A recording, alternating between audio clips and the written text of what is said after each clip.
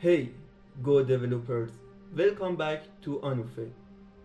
Have you ever written a function in Go and thought, what if this takes too long? How do I stop it?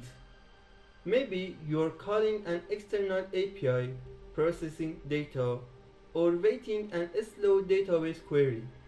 Well, today I'm going to show you how to take control of your code's execution time using Go's powerful context package, specifically with Deadline. By the end of this video, you'll know how to set a deadline for your functions, handles timeouts gracefully, and understand the difference between WithTimeout and WithDeadline. Stick around, because we are diving into two practical scenarios with code you can try yourself. If you're ready to level up your Go skills, smash that like button and let's get started.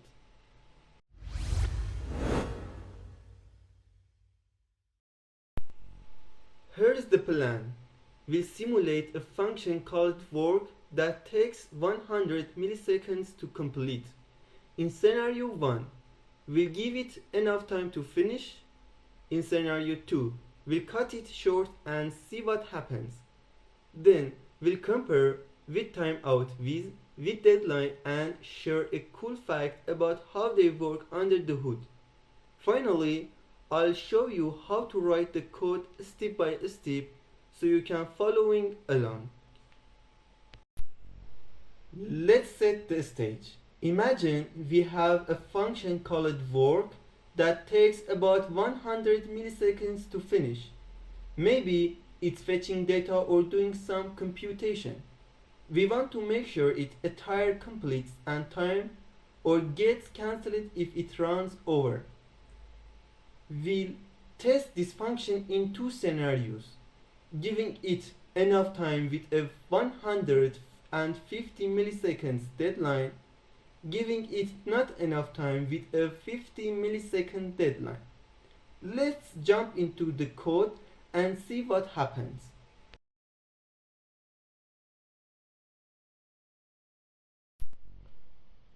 Alright, let's start with scenario 1, where we give our work function enough time to complete. Here's the code. Let me walk you through this code. Imports. We bring in context for deadline for deadline management, and FMT for printing, and the time for handling duration. Work function. The work function simulates a task that takes 100 milliseconds. It uses a select statement to either wait for 100 milliseconds with time.after and print work completed, or listen for the context done channel which signals cancellation. If that happens, it returns context error. Main function.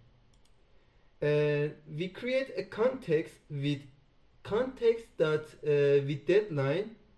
This sets a deadline 150 milliseconds from now using time.now.add 150 in time.millisecond. The cancel function is deferred to clean up the context when we're done. We call work with the context and check for errors. So, before we run it, what should we expect? The work function takes 100 milliseconds and our deadline is 150 milliseconds. That's enough time, so the function should finish successfully. So I run it. Exactly as expected. Since the deadline was longer than the work duration, the task completed without issues. You'll see work completed printed to the console.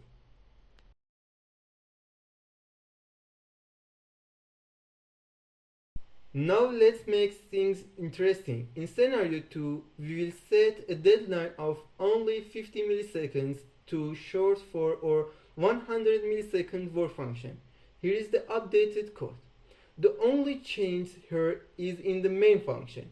We will reduce the deadline to 50 milliseconds. The work function still takes 100 milliseconds, so the context should cancel it before it finishes. Let's predict the output. The deadline is 50 milliseconds, but work needs 100 milliseconds.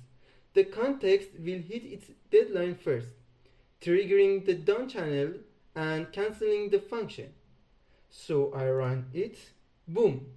The context deadline was hit before work could finish. So we get an error. Context deadline exceeded. This is exactly how you enforce timeouts in Go.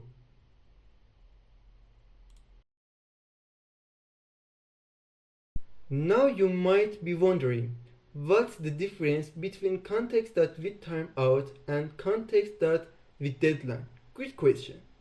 WithTimeout takes a duration like 5 seconds from now.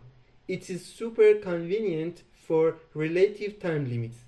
Example, context.WithTimeout accept context.background, 5 in time.second. WithDeadline takes an exact time like April 24, 2025 at 3 p.m. It is useful when you need a specific cutoff. Example, context.WithDeadline context.background, time.now add 5 in time.second. Here's a fun fact. WithTimeout is just a wrapper around WithDeadline. Internally, WithTimeout calls time.now.add accept duration. They calculate the deadline. So they're basically the same under the hood, but WithTimeout is easier for quick timeouts.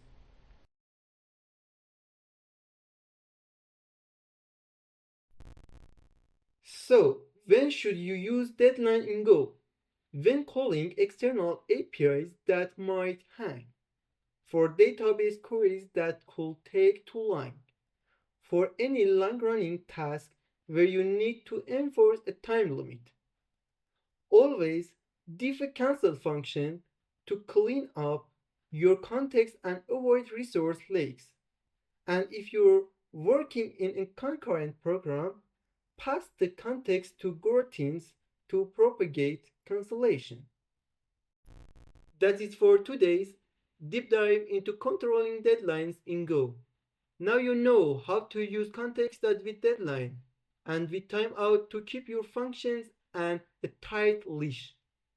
Whether you're building APIs, CLI tools, or microservices, these tools are your best friends for managing execution time. If you found this helpful, give this video a like, hit that subscribe button, and ring the bell so you don't miss more Go tutorials and Anophel. Drop a comment below. Tell me what Go topic you want to explore next, like Go routines, channels, or maybe error handling. Thanks for watching, and I'll see you in the next one.